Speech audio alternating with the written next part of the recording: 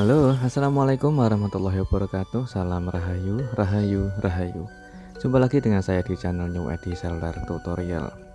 Di kesempatan kali ini, yaitu ada servisan handphone tipe serinya Vivo Y12s. Dengan kondisi handphone ini saat saya coba untuk charger, itu hanya keluar tondo petir seperti ini. Jadi hanya keluar tanda petir lalu mati sendiri seperti ini teman-teman. Jadi untuk pelanggan saya ini konsultasi awal handphone tidak bisa dinyalakan sama sekali. Ternyata benar teman-teman. Saya coba untuk menyalakan, handphonenya tidak mau menyala, dan saya cas ini, saya tunggu beberapa menit pun tidak keluar persentasenya sama sekali. Jadi saya coba untuk cabut dan saya coba untuk colokkan lagi untuk pengecesan apakah bisa mengisi dengan normal atau tidak teman-teman. Jadi hanya keluar petir seperti itu. Oke, kita tunggu, namun tidak muncul sama sekali di bagian persentasenya, tidak mau naik atau tidak mau mengisi teman-teman. Dinyalakan pun tidak bisa. Jadi handphone tidak bisa hidup dan mati total.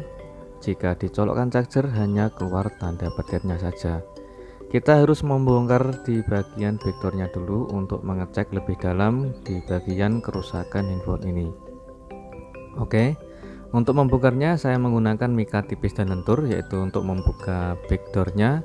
Jika kalian kesulitan bisa dipanasi menggunakan alat separator ataupun menggunakan blower. Setelah kita bongkar untuk di bagian tutup belakang atau backdoornya, handphone masih segel dan saya coba untuk simpan segelnya, dan kita akan coba untuk membongkar di bagian bautnya, yaitu untuk di bagian membuka tulangan tengahnya teman-teman. Oke, untuk SIM tray-nya kita lepas dan kita bongkar untuk di bagian tulangan tengah. Oke, untuk di bagian tulangan tengah ini hati-hati di bagian kabel fingerprintnya. Oke, setelah kita bongkar terlihat jelas kalau baterai ini sedikit melembung ya teman-teman. Kita lepas untuk di bagian fleksibel konektor baterainya dulu. Untuk baterainya ini kembung. Kalau kembung itu besar kemungkinan ada yang rusak, ada juga yang masih bisa berfungsi dengan normal. Namun kali ini saya mendapatkan kerusakan baterai yang melembung, namun di cas tidak mau masuk dan juga handphone tidak mau menyala teman-teman. Saya coba untuk lepas di bagian soket fleksibel baterai sambil saya colokkan, saya pancing, lalu saya coba untuk charger dan sambil saya memasang kembali di bagian fleksibel baterainya. Namun tidak ada respon untuk pengisian baterainya sama sekali. Oke, coba kita akan lepas di bagian baterainya dulu teman-teman. Oke, setelah kita lepas, kita cek dulu di bagian baterainya. Ternyata baterai ini sangat empuk sekali. Jika ditekan-tekan itu kondisi baterainya seperti itu, positif baterainya tidak layak digunakan. Saya coba untuk mengambil baterai yang baru.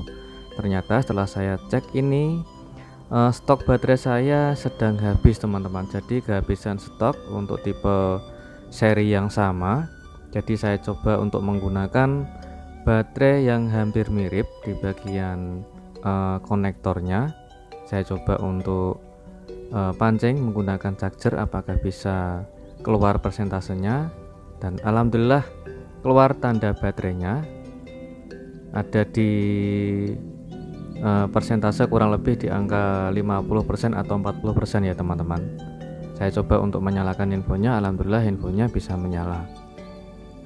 Oke, setelah handphone menyala, kita cek dulu untuk di bagian handphonenya apakah bisa berfungsi dengan normal atau tidak. Oke, sambil saya nyalakan, saya coba untuk colokkan charger. Untuk baterainya di angka 34%.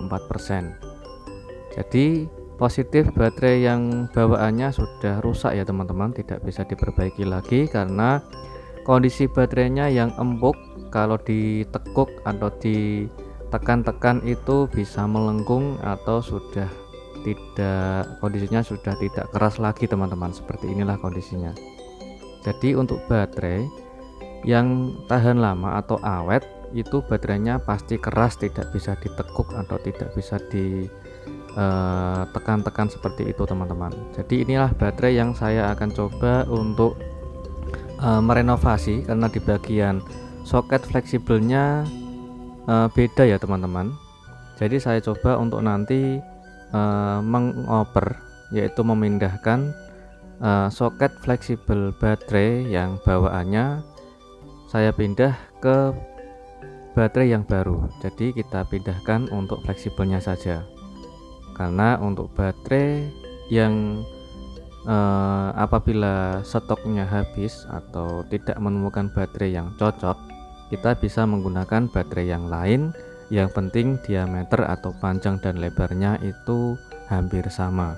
Jadi kita bisa menggunakan untuk di bagian fleksibel atau soket konektor fleksibel baterai yang bawaan, kita pindah ke baterai yang baru teman-teman. Oke, kita lepas dulu untuk di bagian solasi yang melindungi di bagian fleksibel baterainya. Kita lepas juga untuk di bagian solasi yang menutupi di bagian fleksibel baterai yang baru. Oke, langkah selanjutnya kita akan coba untuk memindahkan yaitu fleksibelnya. Sebelum kita pindah, kita siapkan untuk fluk, dan kita akan coba siapkan untuk solder, yaitu untuk melepas di bagian baterai ke bagian fleksibelnya. Kita ukur dulu untuk di bagian baterainya teman-teman. Oke, untuk baterainya jangan sampai kebalik di bagian jalur plus dan negatifnya. Jadi positif dan negatif jangan sampai salah memasang ya teman-teman. Jadi setelah kita lepas untuk di bagian fleksibel baterai yang baru dan juga fleksibel baterai yang bekas atau bawaan, kita oper ke baterai yang baru seperti ini. Jadi kita ukur dulu, apabila kepanjangan kita bisa potong atau disesuaikan ke bagian fleksibel dari bawaan handphone ini. Oke, setelah kita pasang seperti inilah hasilnya, dan kita cek ulang menggunakan multitester apakah sudah terpasang dengan benar atau kebalik di bagian positif dan negatif. Usahakan sebelum kita solder atau sebelum kita pasang, usahakan dicek ulang terlebih dahulu agar tidak ada kesalahan saat pemasangan ataupun kebalik di bagian positif dan negatif di bagian baterai dan di bagian fleksibel konektor baterainya. Setelah kita cek dan normal, kita harus melapisi menggunakan lakban dulu dan kita presisikan ke mesin. Untuk fleksibelnya sudah bisa presisi sama mesin apa belum? Jika belum, kita presisikan dulu, baru kita lapisi menggunakan solasi lagi. Untuk solasinya gunakanlah solasi yang anti ground ya teman-teman, jangan solasi biasa, karena biasanya itu jangka lama ataupun bisa pengaruh di bagian solasi yang bisa kapanpun saja bisa ngeground di bagian papan tulangan ataupun di bagian mesinnya. Setelah kita presisikan dan kita pasang untuk baterainya, setelah kita kerjakan, kita cek ulang untuk menggunakan charger dan sudah keluar tanda petirnya.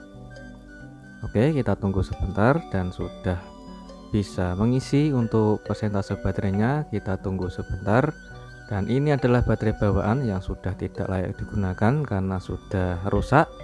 Dan untuk di bagian fleksibelnya alhamdulillah masih bagus, jadi kita bisa memindahkan fleksibel baterai yang dari bawaan ke baterai yang baru. Sambil kita nyalakan untuk kondisi pemakaian baterai atau kualitas baterai ini gimana teman-teman. Jadi untuk memaksimalkan pengerjaan kita harus cek terlebih dahulu sebelum kita merakitnya. Oke, handphone sudah menyala di angka berapa persen untuk baterainya. Baterainya sudah menambah di angka 50%. Jadi sudah di angka 56% ya teman-teman, sudah bisa menambah dengan normal atau sudah mengisi dengan normal. Setelah kita kerjakan dan kita kasih baterai yang hampir mirip untuk di bagian ukuran baterainya, setelah selang beberapa menit saya coba untuk cas pengisian baterainya sudah menambah di angka 65%. Jadi untuk memperbaiki atau merenovasi baterai yang stoknya habis. Jadi kita bisa menggunakan baterai yang berukuran yang sama. Kita tinggal memindahkan fleksibel konektor baterainya ke baterai yang baru. Setelah kita uji coba untuk pengetesan, alhamdulillah pengisian normal dan baterainya pun bisa berfungsi dengan normal. Tinggal kita merakitnya teman-teman. Oke, setelah kita rakit jangan lupa untuk pasang segelnya kembali, dan sekarang kita akan coba memasang di bagian backdoornya. Oke, kita sambil menyalakan untuk memastikan kondisi baterainya layak digunakan atau tidak teman-teman. Jika sudah positif untuk kualitas baterainya sudah bisa berfungsi dengan normal, tinggal kita merakit dan kita pasang di bagian backdoornya. Ini adalah langkah terakhir teman-teman. Oke, untuk saran saya sebelum kita pasang backdoornya, cek dulu di bagian lensa kamera belakang agar kamera belakang itu bisa bersih dan jernih, tidak ada kotoran atau debu di bagian lensanya. Oke, saya menggunakan gelang karet yaitu untuk merekatkan di bagian backdoornya agar terpasang lebih rapat dan tidak ada celah ataupun pemasangan kurang presisi. Jadi kita gunakan gelang karet secukupnya saja sambil kita charger. Kita tunggu beberapa menit dan lemnya sudah kering. Kita tinggal cek ulang untuk pengisian baterainya sudah di angka 73%. Jadi alhamdulillah untuk pengerjaannya yaitu merenovasi atau mengganti baterai di handphone Vivo Y12s sudah sukses dan normal. Gitu aja untuk tutorial kali ini, semoga sangat bermanfaat dan jumpa lagi di tutorial berikutnya. Assalamualaikum warahmatullahi wabarakatuh.